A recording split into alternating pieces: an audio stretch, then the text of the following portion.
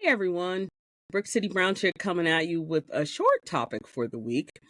I learned of the death of U.S. House Representative Jerry Conley, who died this past week at age 75. And I freely admit I did not know a lot about him before his death, but what immediately struck me in the news of his death was the fact that he had esophageal cancer. And that is the cancer that my own father died of more than 35 years ago. So that really did make me read up on him. His constituents had some really amazing and great things to say about him. He really did seem to be a man of the people and a man who was there to represent his constituents. So, condolences to his family, his friends, and his constituents. What I wanted to talk about as an outgrowth of that is just how little people understand the Constitution. It amazes me, frankly. And ever since the election, I have heard people say some of the stupidest things about how the Constitution works or doesn't work or should work. So this week, I wanted to clarify one very important thing. There have been 3 deaths on the Democratic side this year between the House and the Senate. And I've heard a lot of people screaming about how the Democrats need to get all the old people out and they need new blood and that this is ridiculous. And why do we let these people stay so long? Here's the part that you're not understanding, if that's your rant. The Constitution sets up the House and the Senate based on seniority. Now, what does that mean? It means exactly what the word sounds like. The longer you are there, the more responsibility, in all likelihood, you will have, unless that's something you don't want. If you've been in the Senate 20 years and you don't want to be the chair of a committee, you don't have to. Nobody's going to hold a gun to your head, but most people do want that. And that is why they stay.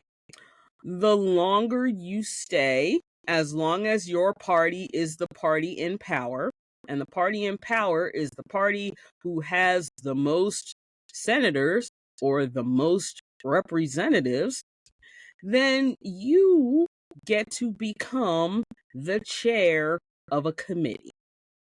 Now, the most powerful committees are things like judiciary, who help confirm the judges, appropriations, who get the final say on what agency gets the money and what agency doesn't get the money.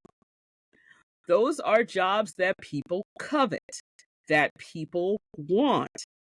So if you are part of the party that is in power and you have been in the House for 10 terms, which would be 20 years, or you've been in the Senate for 20 years, 3 terms, you will be chosen by your caucus to lead whatever office, whatever committee you express interest in leading. Now, the key piece of that to understand is there is only one group of people who can make any changes to how the seniority system works. You want to guess who that is? If you guessed Congress, you are correct. So the likelihood of Congress changing the rules to take themselves out of jobs is slim and none, and slim is on vacation. So that is why there are so many old people in Congress, because you've been there forever. You get to chair the committee of your choice. And as a committee chair, you get to steer and guide what that committee does and thus shape what the Congress does and what the Congress recommends America does. So that's how the system works. So next time an elderly congressman or elderly senator dies and you want to yell and scream and pull your hair out about why there are so many old people, you might want to call your congressman's office and tell them you think they should change the system. It's probably not going to do any good, but at least you will have expressed your opinion to a person from the group that can do something about it.